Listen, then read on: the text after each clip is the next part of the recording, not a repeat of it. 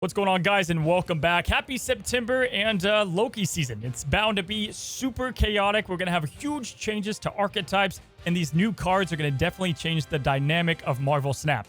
Well, the chaos begins today as we have the brand new September content patch bringing us a buff to legit the worst card in Marvel Snap. We also have another buff coming to a card that virtually got no play since the beginning of the game. And then we have 3 different nerfs, 2 of which are going to be a lot bigger than you think. Now, this morning, we have to start with by far the spiciest change in this balanced content patch, and that's going to be to the worst card in Marvel Snap with no exaggeration, Snowguard. Now, we've seen bad cards before, Nick Fury, right, Hawkeye, Shadow King. They've all had redemption. They've been bad cards. They've then rose up and become pretty damn viable. But with Snowguard here, guys, let me put this lightly. This card was a dumpster fire wrapped in a catastrophe with a sprinkle of chaos and like a splash of a train wreck. But my god, they actually did it, guys. They made Snowguard not only good, but actually pretty damn good. On top of that, they gave her an identity, the hawk and bear that she would transform into. They got buffs as well. And this all comes at a perfect time because she'll be featured in next week's Spotlight, dropping with Eliath. She was going to be like this super bad egg in that Spotlight cache, and now she'll be pretty damn valuable. Now, what they did to Snowguard, guys, is essentially she was a 1/2, and while she was in your hand, she could transform into this hawk or bear. It was kind of confusing, and you couldn't rely on one or the other. First, you have location variance. Second, that transforming could mess up what you wanted to do in the first place. You never saw Snowguard. She was always just gone and transforming to one of these, and they just didn't have reliable power. However, now Snowguard plays a significant role in a couple of decks. What they did is they took her from that 1 cost 2 power, and instead of having while in your hand transform, she's simply going to produce 2 cards into your hand, being the hawk and bear.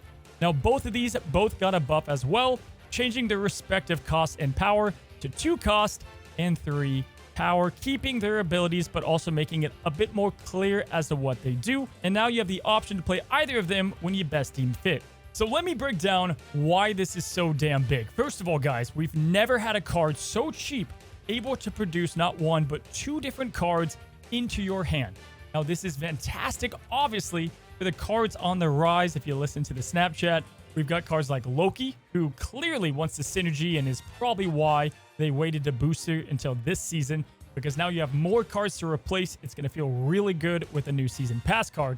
But on top of that, Quinjet and the Collector both get a nice little bonus here. You can discount the animals and use them at your will. And then also you have a huge, big ramp up with Collector for only 1 cost.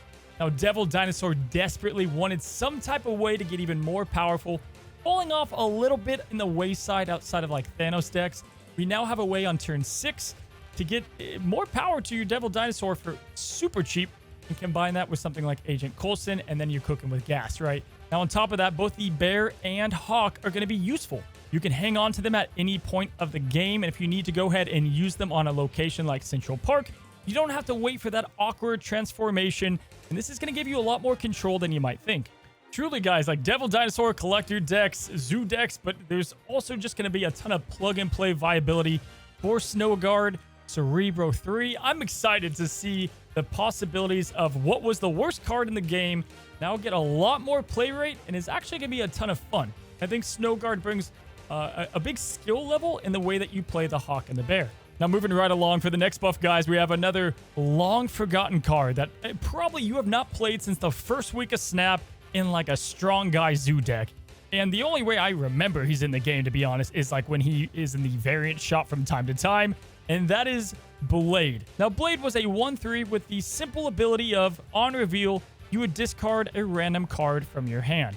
Now, I swear that this did say discard Hela or discard your best card, but guys, they are changing this now to have targeted discard. You guys know exactly how important that is in the archetype, and where I don't think Blade is going to just explode in overall use, this is the perfect adjustment to Blade. He didn't need much, but the randomness just did not make him worth it outside of like nothing, really. You never wanted to play him. Swordmaster, Moon Knight, both these cards don't get a lot of play either, because it's not worth screwing up your hand or the curve. Like Hela, getting rid of anything that you want to keep. Now, Blade is going to be a lot more dependable in these discard decks, and you can know which card exactly you're going to get rid of, whether that's Swarm, or whatever it might be. You're not going to ruin your Modok or Hella runs, which is going to make him great in discard. Again, I don't think he's going to be the best card in the game, but it's nice. He has a perfect spot in both of those decks that didn't have a 1-cost drop, really, outside of like Nebula that was going in those decks anyway.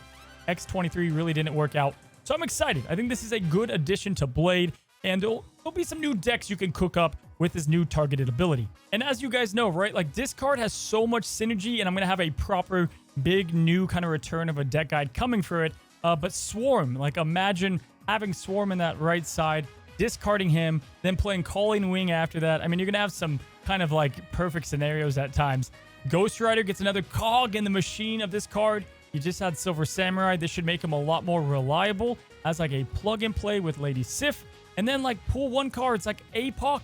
Just making him a 12 power card is going to be legit with Blade if he does fall in that slot.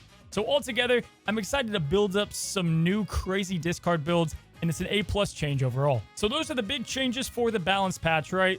Let's talk about the nerfs. Now, the first one is actually kind of like an OTA nerf, and this is one of the first times we're seeing this like emergency break glass.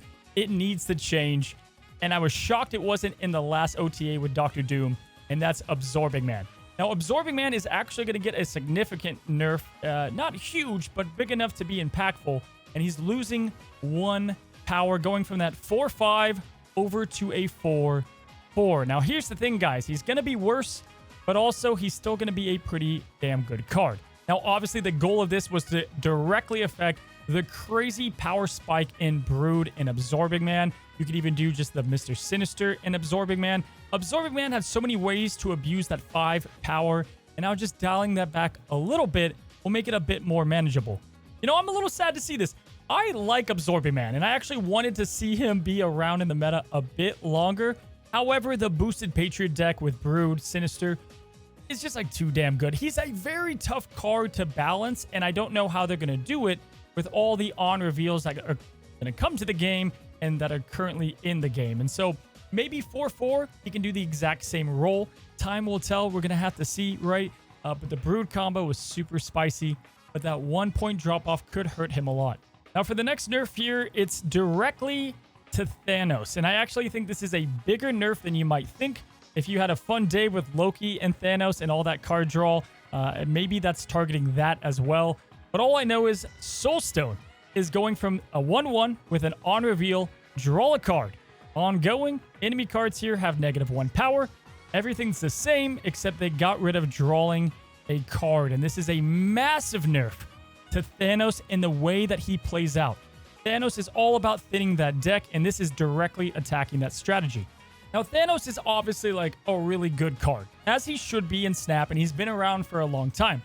We're going to have to see truly how big this impact is. And the Soulstone was obviously like a really good card, but taking away that extra draw and just overall dependability from your opening hand in the deck could end up hurting it a lot.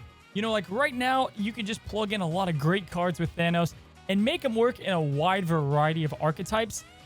This is going to hurt. I'm interested to see how this settles out. Thanos is good. I never thought he was oppressing at the moment. Like, he's don't get me wrong, he's a very good deck, but he didn't seem like an overwhelming problem right now. Maybe they're getting ahead of it, but I think this could end up being a lot bigger than you think. If you play a lot of Thanos, you'll know that. On the surface level, what's the difference? 1 card draw. Over consistent games, I think it could matter a lot. Now, we end on one more nerf today, and it's a card getting its second adjustment in like a 30-day period. Like, damn, I think they don't love the card in the way that it plays, and it's Spider-Ham. Now, guys, Spider-Ham is going to keep the 2/2. On reveal, he is going to change a card into a pig, but now instead of that being the highest cost card in your opponent's hand, so in Conquest targeting that Null or going after Death or Apocalypse, it is now going to transform the leftmost card in your opponent's hand. So this is another one that I don't want to like overreact, but I think this could be really bad for Spider-Ham. Like they say in Conquest, they don't want you to keep on having that 6-cost combo piece get slapped by the pig, and you have a way to combat this a little bit.